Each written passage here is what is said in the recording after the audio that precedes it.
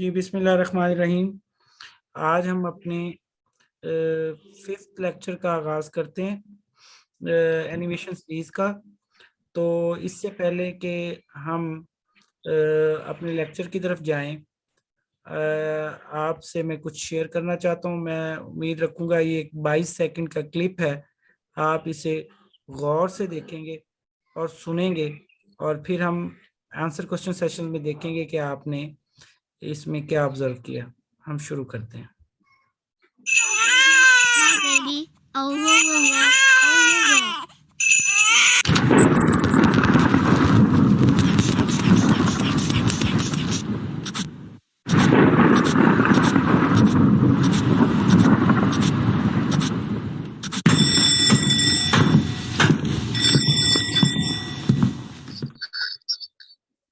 हम दोबारा देखते हैं।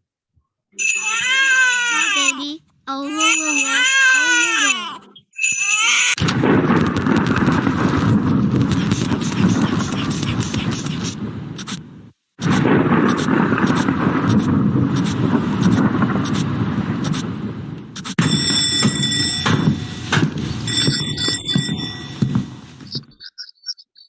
जी, इस सीन में हमने देखा कि पहले सीन में हमें 4 साउंड्स नजर आ रहे हैं। नंबर 1 बच्चे के रोने का साउंड है, दूसरा उसके 2 खिलौनों का साउंड है, और फिर जो उसकी मदर है उसके बोलने का साउंड है। नेक्स्ट सीन में हम जब जाते हैं तो हमारे पास बादलों के गरजने का साउंड है, उसके बाद हमारे पास एक खरगोश के चलने का साउंड है, फिर एक परिंदा उड़ रहा है उसका साउंड है, और अगले सीन में हम जाते हैं तो हम एक क्लॉक की रिंगिंग का साउंड सुनते हैं, और साथ ही हम एक फुटबॉल के गिरने का साउंड भी देखते हैं। आपने इस पूरी 22 सेकंड की एनिमेशन में ये देखा होगा कि आपको करेक्टर के साउंड्स भी नजर आ रहे हैं, एनिमल्स के साउंड भी नजर आ रहे हैं, ऑब्जेक्ट्स के साउंड भी नजर आ रहे हैं। ये 3 तरह के साउंड्स आपको नजर आ रहे हैं और सुनाई भी दे रहे हैं। तो असल बात क्या हुई कि जो साउंड्स होते हैं वो आपकी करेक्टर को जिंदगी देते हैं, ये फील करवाते हैं कि आपका करेक्टर जो है वो लाइव है। जब 2 चीजों की जरूरत होती है, एक हमने लास्ट लेक्चर में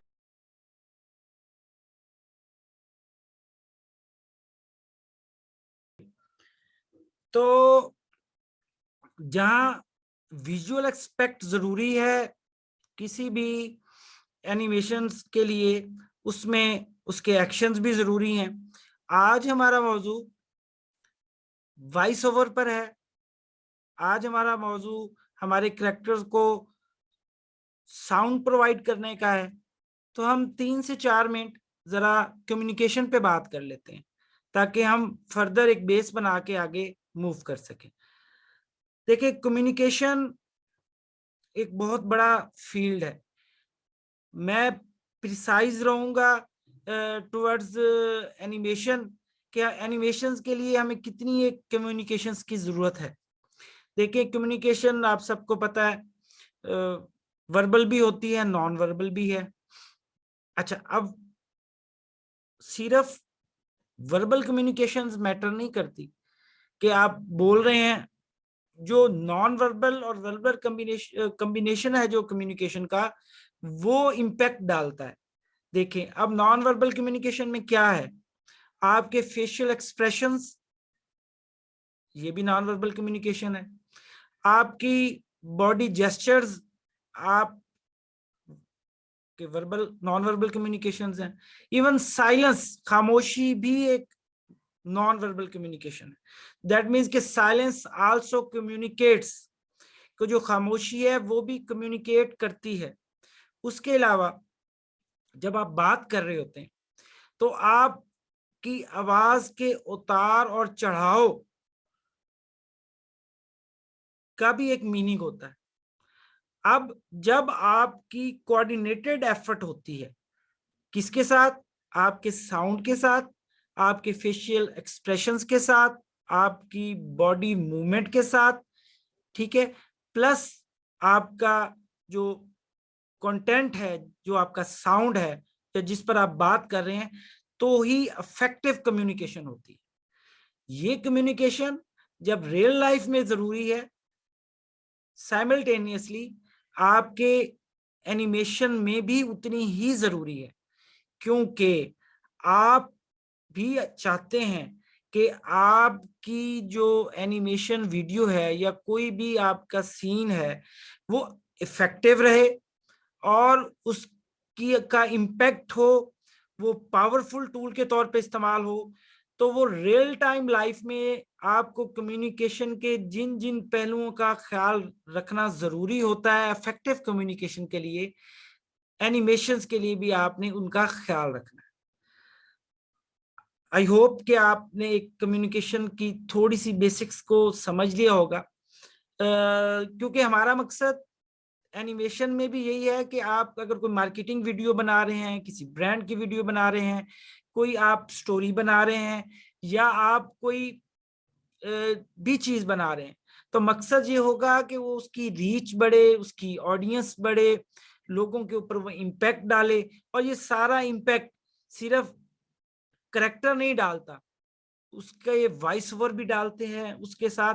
अब देखिए ये जो मैंने आपको 22 सेकंड का सीन दिखाया है, आप अगर इसको देखें बार बार, तो जो सीन बादल गरजने का है तो इतना रियल टाइम वो फील होता है कि जैसे रियल में वो बादल भी गरज रहे हैं और उस दौरान बारिश भी होने वाली है और जो जानवर हैं वो भी उछल कूद रहे हैं, परिंदे भी जा रहे हैं। तो जितना रियल इम्पैक्ट आप अपनी वीडियो में डाल पाएंगे, उतना ही आप एक अटेंशन जो है आपके ऑडियंस की वो आप हासिल कर पाएंगे। अच्छा, अब हम बात करते हैं कि ये सब हम कैसे करेंगे। अब इसमें हमने 3-4 तरह की बात की है वॉइसेस की, तो हम स्टेप बाय स्टेप उस जानिब चलते हैं। मैंने 3 तरह की वॉइसेस की बात की कि हमारा करेक्टर भी बोल रहा है और हमारे जो एनिमल्स हमने डाले थे सीन में वो भी अपनी टिपिकल साउंड दे रहे हैं, जो उनकी नेचुरल साउंड है। और साथ हमारी जो एलिमेंट्स हैं, मसलन बादल थे, वो भी दे रहे हैं। अब ये देखिए जरा कि जब एक खरगोश इस सीन में आएगा या एक मुर्गी इस सीन में आएगी या एक शेर किसी सीन में आएगा, तो शेर के हमें 2 साउंड्स चाहिए होंगे। एक नेचुरल साउंड के शेर दौड़ता कैसे है, और दूसरा उसके कदमों की चाप, कि जब वो चल रहा होगा तो भी फील हो कि कोई चीज चल रही है। जब वो नहीं भी दौड़ रहा तो उसका चलना भी इम्पैक्ट डाले, असल बात ये। तो अब जो विवन स्टूडियो है वो तमाम तरह के साउंड्स में हमारी हेल्प करता है। देखें, जब आपका जो करेक्टर का साउंड है वो तो आप कंटेंट आप डिसाइड करके उसको वॉइस ओवर कर सकते हैं, लेकिन आप जो एलिमेंट्स के नेचुरल साउंड्स हैं आप वो नहीं निकाल सकते। आप बादल की आवाज नहीं निकाल सकते, आप शेर के दहाड़ने की आवाज नहीं निकाल सकते, आप कदमों की चाप की आवाज नहीं निकाल सकते। तो ये इन सारी चीजों पर आप वॉइस ओवर नहीं कर सकते। और साइमल्टेनियसली आप इन पर टेक्स्ट टू स्पीच का ऑप्शन भी यूज नहीं कर सकते, क्योंकि आप किसी लैंग्वेज में अगर बात करेंगे तो आप अपने कैरेक्टर को टेक्स्ट टू स्पीच, आप टेक्स्ट लिखते जाएंगे तो आपका कैरेक्टर उसको उसके साउंड में बोल देगा। लेकिन किसी जानवर की आवाज आप टेक्स्ट टू स्पीच नहीं कर सकते। बादल के गरजने की बात क्या लिखेंगे? तो इसमें हमारे पास तमाम चीजें मौजूद हैं, हम उसको एक्सप्लोर करते हैं। अच्छा, उसके बाद एक चौथी चीज मैं मेंशन करना चाहूंगा, एक बैकग्राउंड म्यूजिक भी होता है जो भी एक किसी भी एनिमेशन में चल रहा होता है। जो उसकी कम्युनिकेशन पे इम्पैक्ट डाल रहा होता है। जब जैसा कि आप कुछ फिल्में देखें, मूवीज देखें, ड्रामे देखें, तो उसमें एक बैकग्राउंड म्यूजिक चल रहा होता है और उस वक्त वो इतना कोऑर्डिनेटेड इफेक्ट डाल रहा होता है सीन की इम्पोर्टेंस पर। तो आप देखिएगा कि जब कोई ड्रामा का कोई सीन चल रहा है तो उसमें अगर कोई ट्रेजेडी या कोई इम्पोर्टेंट किस्म का सीन प्रोसीड हो रहा है तो बैकग्राउंड म्यूजिक जो है वो भी उस हिसाब से चेंज हो रहा होता है। और आप करेक्टर के बोलने से पहले ही उस बैकग्राउंड म्यूजिक से ही भांप लेते हैं कि किस तरह की नौयत की बात अब होने वाली है। तो background music is also the part of animation के। जब हम वॉइस ओवर और साउंड रिलेटेड इफेक्ट्स की बात करते हैं तो हम कैसे जाएंगे, ये आपको म्यूजिक आ रहा है यहाँ पर, जब आप जाएंगे तो ये इस ऑडियो पे आप आ गए। हम स्टेप बाय स्टेप इन चीजों को एक्सप्लोर करते हैं। अब जब हम इस पे गए तो ये सबसे पहले जो हमें पूरी लाइब्रेरी नजर आ रही है, ये हमारी बैकग्राउंड म्यूजिक की लाइब्रेरी। अच्छा, अब आप ये देखिएगा कि कैसे हम बैकग्राउंड म्यूजिक को एक्सप्लोर करते हैं। हम किसी एक पे जाएंगे तो हम इसको जस्ट लाइक प्ले करते हैं यहाँ सर।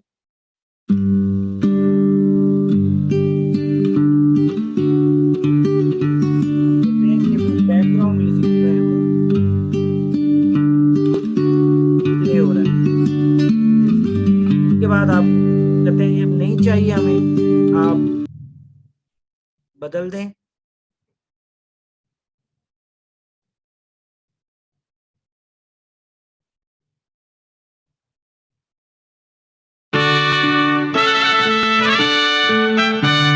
ये हमारे बैकग्राउंड म्यूजिक्स की एक पूरी प्लेलिस्ट पड़ी। तो आप अप्लाई करने से पहले उसको प्रीव्यू कर लें प्ले करके, और जब आप फाइनल करें तो आप देखिएगा कि जैसे ही मैं इसके ऊपर डबल क्लिक करता हूं तो ये जो नीचे मेरी साउंड वाली टाइमलाइन है वो उस पर आ जाएगा। मैं ये ट्रिकी ट्रैक्स को अप्लाई करता हूं। जैसे मैंने डबल क्लिक किया, बल्कि इवन सिंगल क्लिक करना चाहिए, डबल से 2 दफा आ जाता है। ठीक है, तो जिस सीन पर मैं उस वक्त था उस सीन पर उसने बैकग्राउंड म्यूजिक लगा दिया। हम जरा देखते हैं कि ये कैसे लगता है।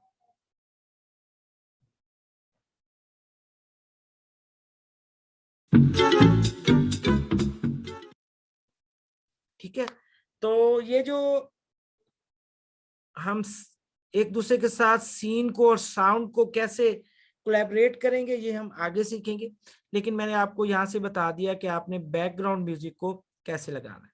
हम इस वक्त इस बैकग्राउंड म्यूजिक को खत्म कर देते हैं। अब हम दोबारा इधर जाते हैं। अगला मरला मैंने आपको बताया था कि यहाँ पर अब ये साउंड इफेक्ट्स हैं। अच्छा, अब अगर आपने किसी करैक्टर के ऊपर मोशन पाथ लगाया है और वो चल रहा है और आप चाहते हो कि उसके कदमों की आवाज आए, तो आप यहां से आप साउंड इफेक्ट्स पे जाएं। 318 साउंड इफेक्ट्स पढ़ें। आपको नहीं पता कि मैंने कैसे ढूंढना है तो आप उसको यहाँ पे सर्च भी कर सकते हैं। जस्ट लाइक मैं वॉकिंग लिखता हूं, मुझे वॉकिंग साउंड चाहिए, तो जैसे ही मैं क्लिक करूंगा तो अब मेरे पास 2 साउंड्स आ गए। एक फुटस्टेप्स है ऑन मल्टीपल। अब ये देखें, प्ले करते हैं।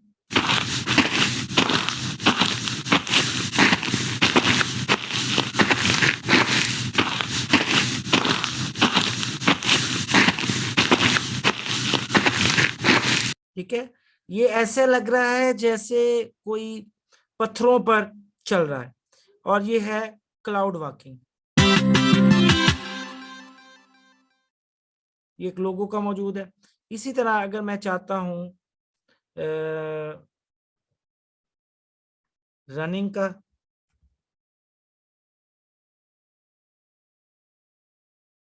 आप देख,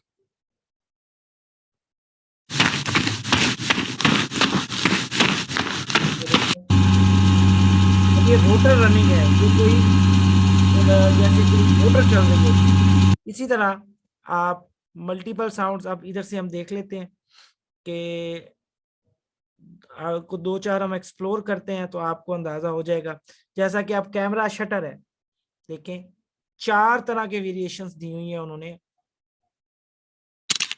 ये देखें कैमरा शटर, ये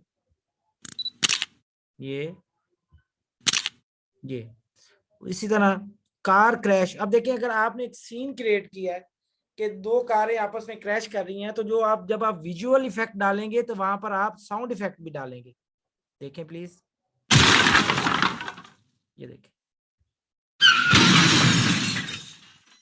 आपको जो इफेक्ट उस सीन के हिसाब से बेहतर लगे। इसी तरह हम डोर नॉक को देखते हैं,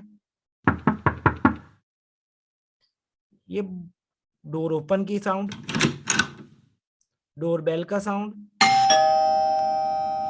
ना, आप पूरी एक ऐसे क्रिएट कर सकेंगे जैसे एक ड्रामा बनता है, फिल्म बनती है, मूवी बनती है। इसी तरह आप अगर चाहें तो जी वाटर फ्लो के हमारे पास वेरिएशंस हैं। अगर आपने एक नदी का सीन बनाया तो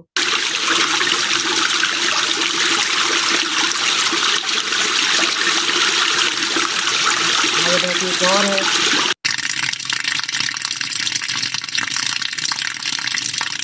अगर आप कंप्यूटर की के वाले से बात करना चाहते हैं तो हाउ कंप्यूटर टाइपिंग, आप टाइपिंग पहले एक बटन का था, अब ये मल्टीपल। अच्छा, उसके बाद आप देख सकते हैं कि जी हम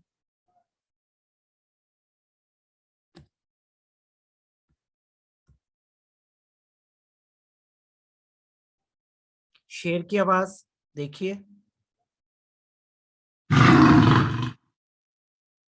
2 वेरिएशंस हैं, एक डीप रोर है, एक शॉर्ट किस्म की रोर है। उसके बाद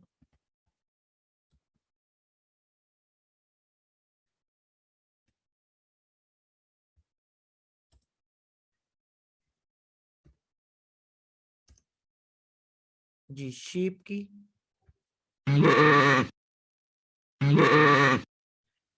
तो ये मतलब मजीद अब आप एक्सप्लोर कीजिएगा तो आपको बहुत सारी जो है वो वेरिएशंस जो है ना मिल जाएंगी आपको। डायरेक्ट आप सर्च कर सकते हैं, अगर वो मिले तो ठीक है, नहीं तो फिर आप जरा गो थ्रू कर लीजिएगा, हो सकता है इसके अंदर वो किसी और नाम से हो। इसी तरह ये गिनती के बारे में भी है और बहुत सारे हैं। अब देखिए जैसे अब रॉकेट है,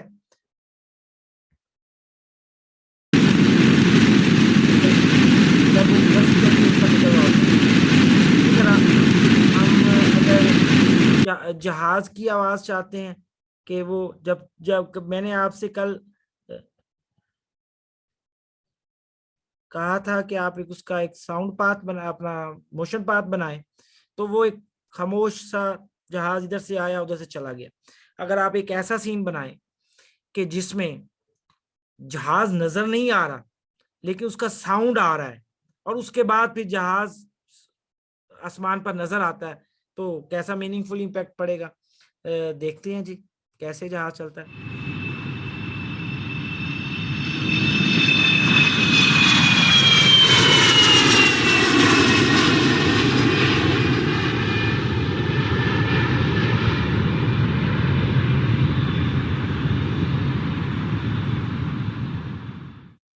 जी इसी तरह आप बहुत सारे साउंड्स जो है वो ट्राई कर सकते हैं।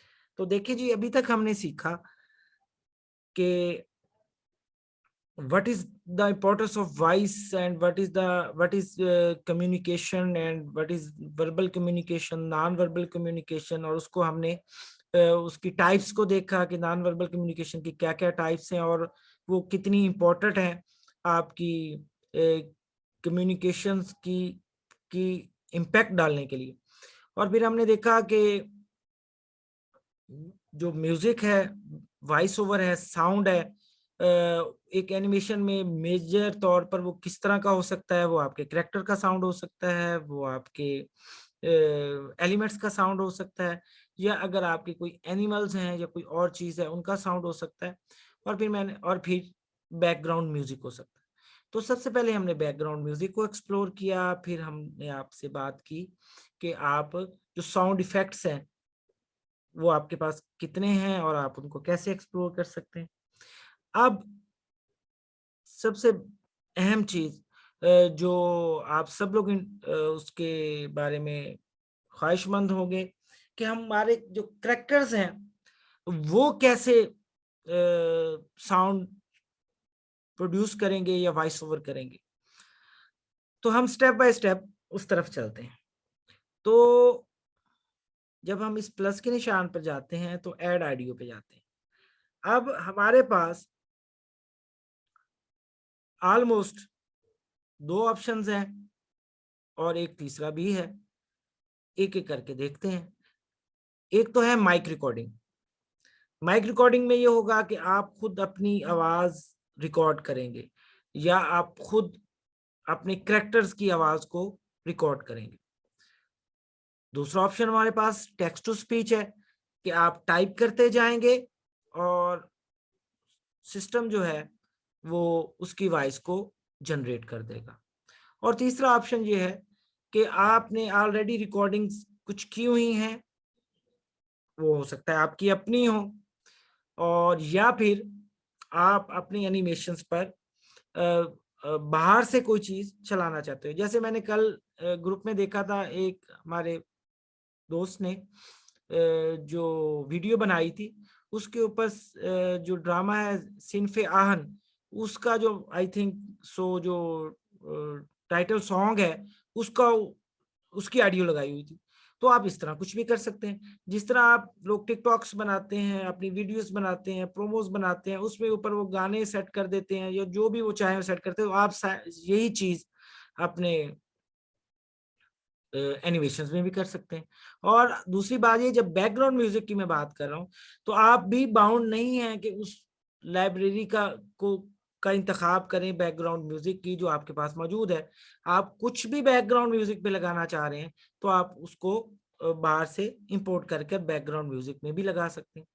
माइक रिकॉर्डिंग एक सीधी सी बात है, आपके पास एक करैक्टर है तो आपको एक आवाज में माइक रिकॉर्डिंग करनी पड़ेगी, और अगर आपके पास जेंडर वाइज डिफरेंट करैक्टर्स हैं, डिफरेंट एज ग्रुप के करैक्टर्स हैं, तो आपको उन तमाम लोगों की वॉइस रिकॉर्डिंग उन्हीं की आवाज में करनी पड़ेगी जिस तरह के आप करैक्टर चाहते हैं। ये नहीं कि अगर आपका करैक्टर मेल है तो आप उसको फीमेल वॉइस दें, आपका करैक्टर यंग है तो आप उसको चाइल्ड की आवाज दें। तो इन सब बुनियादी बातों का आपने ख्याल रखना है। अब आते हैं टेक्स्ट टू स्पीच पे।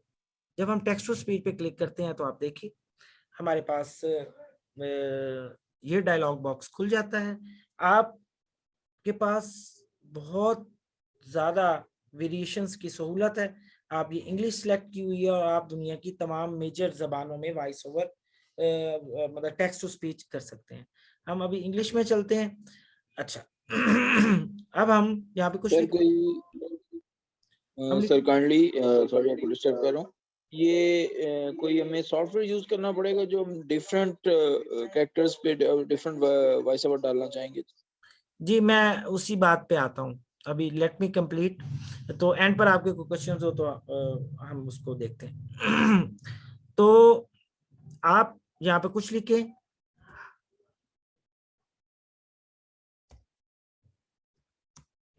आई एम फरख हबीब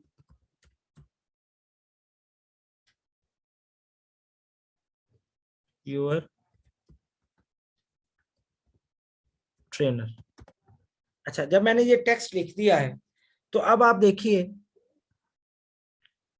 कि हमारे पास ये ऑप्शंस है।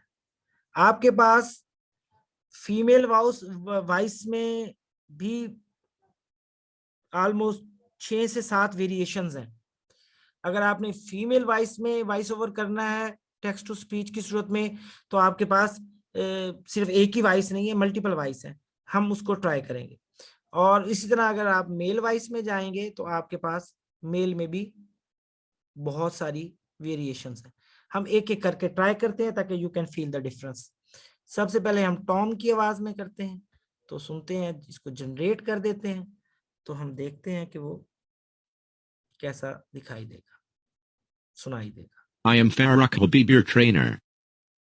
ठीक है। अच्छा, अब हम चाहते हैं कि नहीं हम और किसी की आवाज में करें। पहले हमने, अब याद रखिए कि हमने टॉम साहब की आवाज में किया, अब फील कीजिएगा कि उस और इस आवाज में डिफरेंस क्या है। अब भी मेल ही है, लेकिन अब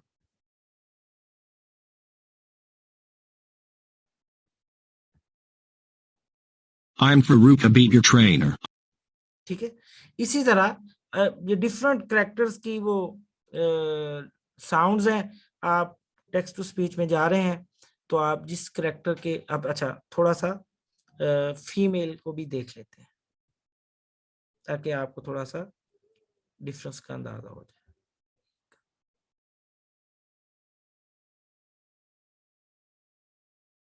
I am Farrokh Habib, your trainer. अच्छा, थोड़ा एक ट्राई हम और कर लेते हैं फीमेल की।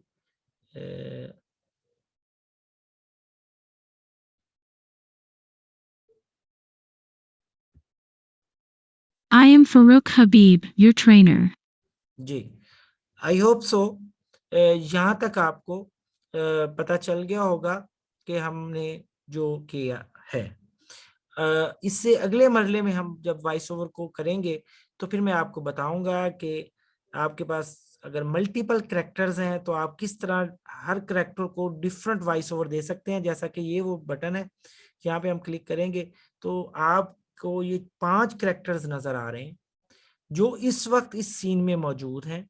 तो ये आपको ये अलाउ करेगा कि ये जो साउंड है जो आपने जनरेट किया है, आप किस कैरेक्टर को असाइन करना चाहते हैं, तो ये उसी इस सीन में उस कैरेक्टर को असाइन कर देगा। ठीक हो गया जी। अच्छा, अब सवाल ये है, किसी ने सवाल किया था, वैलिड क्वेश्चन है कि हमें जो वॉइस ओवर है, जो रिकॉर्डिंग्स है, वो हमें किसी सॉफ्टवेयर में करनी होगी या हम उसको कैसे करेंगे। देखिए, जो आपकी अपनी मर्जी है, आप बाउंड नहीं है कोई एक्सटर्नल सॉफ्टवेयर यूज करने के लिए। आप चाहेंगे, देखिए मैं आपको करके दिखाता हूँ, आप अपने सिस्टम का माइक भी इस्तेमाल कर सकते हैं। हम इसको देखते हैं कैसे। ऐड साउंड पे करेंगे, माइक रिकॉर्डिंग पे करेंगे, और अब यहाँ पर हम बोल देंगे अस्सलाम वालेकुम, मेरा नाम फरख हबीब है और मैं आपका ट्रेनर हूँ।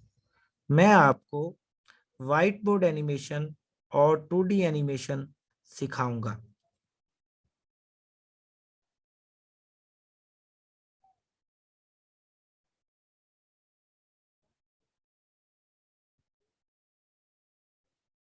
अच्छा, इसमें आपको साउंड भी आ रहा है ना 100%, तो इसमें आप इस साउंड को 600% तक भी ले जाएं या 800%, आपने देखना है कि आपको किस लेवल का चाहिए।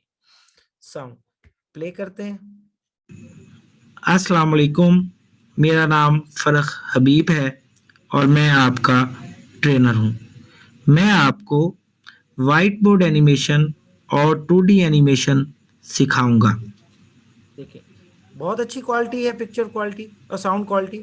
थोड़ा हम इसके साउंड को बढ़ाते हैं और फिर देखते हैं कि ताकि आप, और फिर मैं इस कैरेक्टर को किसी कैरेक्टर को ये साउंड लगा भी दूंगा। एक मिनट।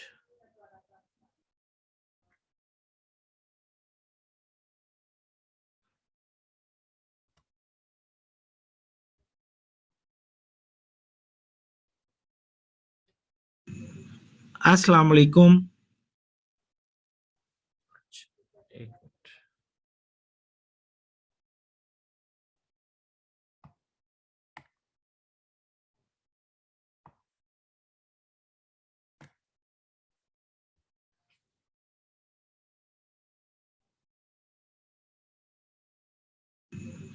अस्सलाम वालेकुम, मेरा नाम फरख हबीब है और मैं आपका ट्रेनर हूँ।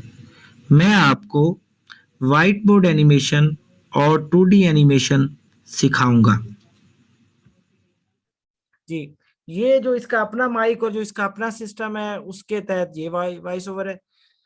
देखिए, आप जितना प्रोफेशनल काम करना चाहेंगे तो अल्टीमेटली शायद फिर आपको एक्सटर्नल सॉफ्टवेयर की जरूरत पड़े। वो इसलिए ताकि जितना बैकग्राउंड साउंड को आप कम कर सकें, आपको शायद साउंड एडिटिंग की भी किसी हद तक जरूरत पड़ेगी उस वक्त जब आप ये चाहेंगे कि सिर्फ मेरी ही आवाज जाए, बैकग्राउंड साउंड ना आए, मेरा साउंड क्लियर आए, या मैं अपने साउंड में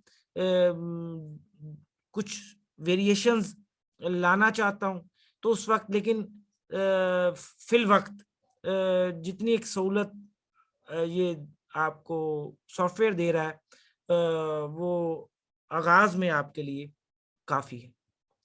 और यहाँ पर हम आज के जो लेक्चर नंबर 5 है उसका इख्तिताम करते हैं।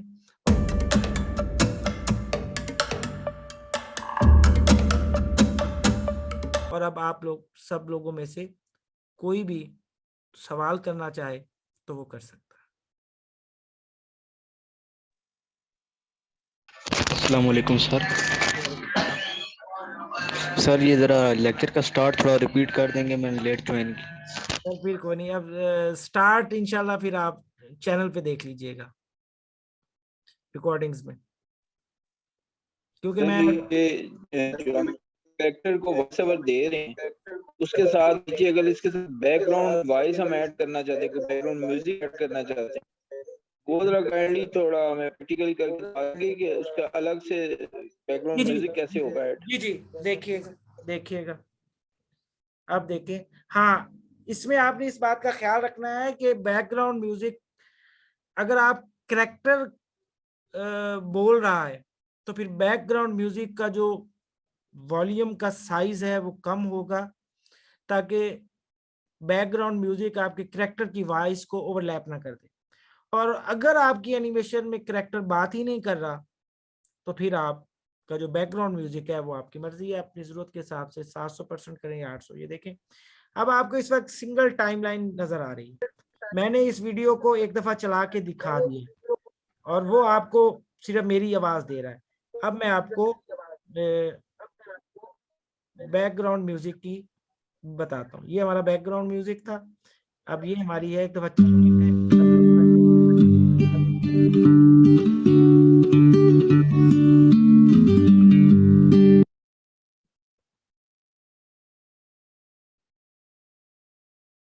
देखिए ऐड कर दिया। अब प्ले करते हैं।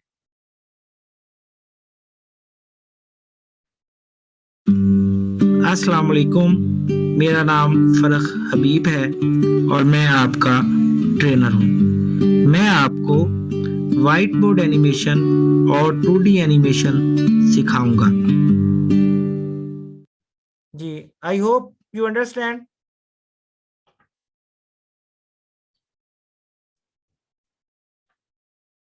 जी, कुछ और क्लैरिफिकेशन चाहिए या आपको पता चल गया कि हम साइमल्टेनियसली वॉइस ओवर और बैकग्राउंड म्यूजिक कैसे डाल रहे हैं? सर टेक्स्ट टू स्पीच में आप लैंग्वेज चेंज कर सकते हैं। मेन इंग्लिश है ना, तो आप कोई भी उर्दू या कोई जी और जी लैंग्वेज जी जी, आप कर सकते हैं। आप दुनिया की जो ऑलमोस्ट तमाम मेजर लैंग्वेजेस इसके अंदर है, उर्दू है, हिंदी भी है, पर्शियन भी है, अरेबिक भी है।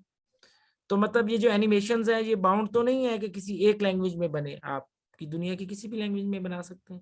और इवन आप सबटाइटल्स भी डाल सकते हैं, साथ साथ वॉइस ओवर भी हो रहा हो। और अगर आपकी उर्दू में है, जैसे मूवीज में होता है, सीरीज में भी होता है कि वो किसी एक जबान में वो होती है और दूसरी जबान में, बल्कि जो मोस्ट रिसेंट एग्जांपल है वो मैं कार्लोस उस्मान की दे देता हूँ कि वो तर्किश में है और जो पीटीवी तो उसका वॉइस ओवर करता है ना उर्दू में, लेकिन जो अगले दिन हमें आता है वो सब टाइटल के साथ ट्रांसलेट होके आता है। तो आप की एनिमेशन अगर दुनिया की किसी भी जबान में, अगर लोकल लैंग्वेज में भी है, लेकिन अगर आप इंग्लिश ऑडियंस को भी अट्रैक्ट करना चाहते हो तो आप उसको सब टाइटल्स में कोई दे दे। आप एक स्टेज पर मसलन एक वक्त में 2 लैंग्वेज के जरिए भी अपना पैगाम पहुंचा सकते हैं। पहली बात। दूसरी बात ये कि अगर आप वॉइस ओवर कर रहे हैं तो फिर तो शायद आप ना कर पाए, फिर आपको हर दफा डिफरेंट लैंग्वेज की वॉइस ओवर को करना पड़ेगा। लेकिन अगर आप टेक्स्ट टू स्पीच कर रहे हैं तो आप उसी कंटेंट के साथ बस सिर्फ आप लैंग्वेज बदलते जाएं और सिस्टम जो है वो उसको उसी लैंग्वेज में ट्रांसलेट करता जाएगा। और जी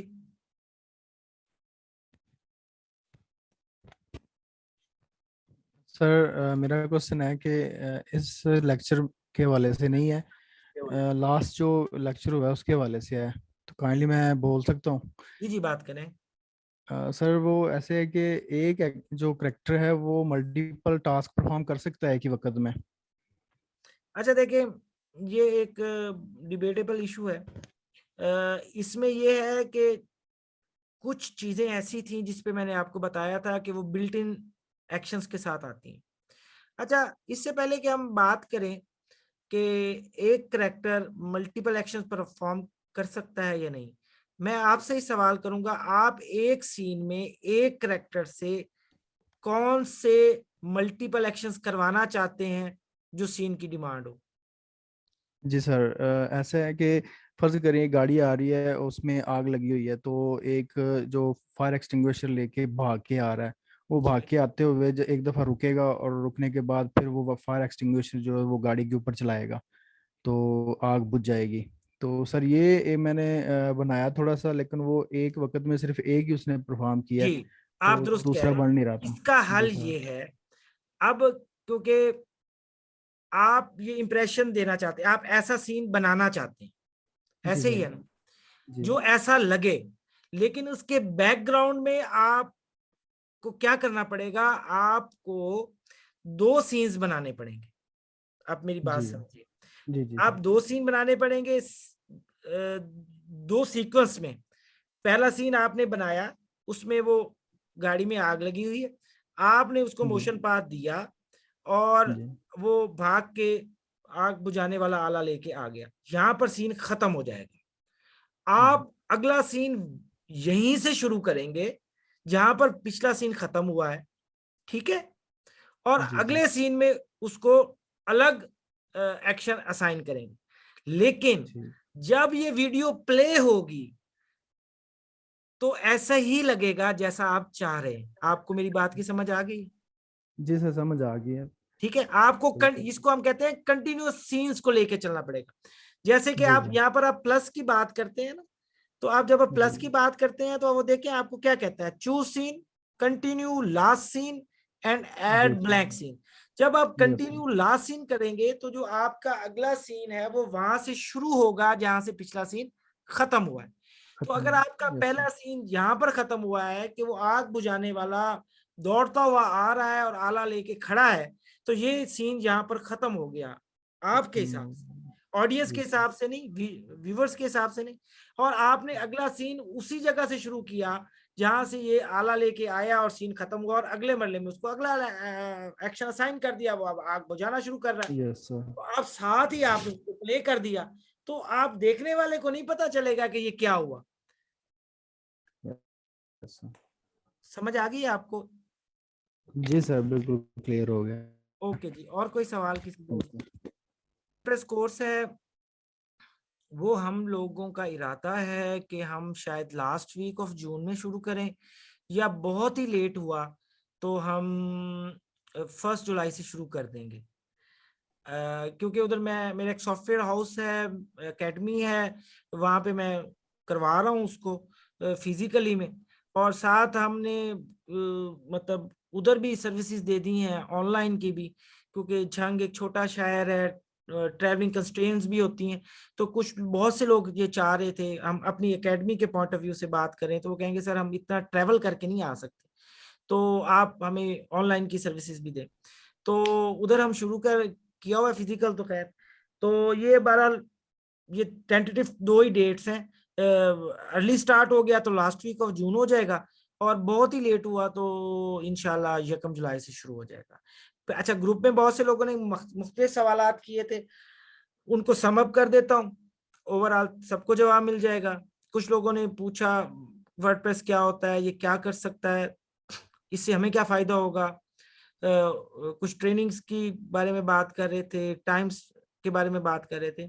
तो मैं जो लोग ऑलरेडी फेमिलियर हैं वो तो बिस्मिल्लाह, जो लोग बिल्कुल फेमिलियर नहीं है तो उनके लिए हम 2-3 मिनट में मैं एलैबोरेट कर देता हूँ। जो आपका वर्डप्रेस है, ये CMS है, कंटेंट मैनेजमेंट सिस्टम है। और ये बड़ी डिटेल की फिर बात है कि कौन कौन सी लैंग्वेज में बना है, क्या है। ये बेसिक बात है कि ये CMS है। और दूसरी बात ये है कि ये क्या करता है, ये आपको ड्रैग एंड ड्रॉप मेथड से वेबसाइट डिजाइनिंग को एक्सेसिबल बनाता है। आपको वो लोग जिनका कोडिंग से बैकग्राउंड नहीं है, वो जो लैंग्वेज का उनको नहीं पता या उनका बैकग्राउंड ही नहीं है और वो ये तमाम काम करना चाहते हैं जो लैंग्वेज के थ्रू होते थे, वेब डिजाइनिंग है, वेब डेवलपमेंट है, वो चाहते हैं कि मैं अपना ई-कॉमर्स स्टोर बनाऊं या अपने किसी क्लाइंट के लिए बनाऊं। वो चाहते हैं कि मैं अपना ई-कॉमर्स स्टोर में प्रोडक्ट लिस्टिंग कर सकूं, फिर उसके अंदर मेरा पूरा एक डैशबोर्ड हो, एनालिटिक्स हो, मैं अपनी इन्वेंट्री मैनेज कर सकूं, इनवाइसिंग कर सकूं, सेल्स को देख सकूं, अपने लिए सब कुछ या अपने किसी क्लाइंट के लिए। तो वर्डप्रेस आपको ये तमाम सहूलियात देता है, कतई नजर इस बात के कि आप इवन सिंगल कोड का भी आपको नहीं पता तो आप बना सकते हैं। लोग चाहते हैं कि मैं अपने बिजनेस की साइट बनाऊं तो आप वर्डप्रेस से बना सकते हैं। ब्लॉगर्स जो लोग हैं वो ब्लॉगिंग साइट बनाना चाहते हैं तो वो ब्लॉगिंग साइट बना सकते हैं। कुछ चाहते हैं कि मैं एक LMS बनाऊं जिसको हम लर्निंग मैनेजमेंट सिस्टम कहते हैं, जैसे यूनिवर्सिटीज की होती हैं कि सारा एक बेसिक वेबसाइट तो होती है लेकिन उसके साथ प्लगइन होता है, मतलब लगा होता है LMS भी। स्टूडेंट वहां पर अपना रोल नंबर लिखता है, कोई अपना ID लिखता है, तो वो वेबसाइट उसको लाइब्रेरी की एक्सेस दे देती है, वो उसको क्विज की एक्सेस दे देती है, वो उसको टेस्ट परफॉर्म करने की एक्सेस दे देती है, उसको रिजल्ट जनरेट करा के दिखा देती है। तो आप इस तरह की साइट भी बना सकते हैं। आप चाहते हैं कि मैं इवेंट साइट बनाऊं, वो बना सकते हैं। आप paper.pk की तरह आप जॉब पोर्टल बनाना चाहते हैं तो आप बना सकते हैं।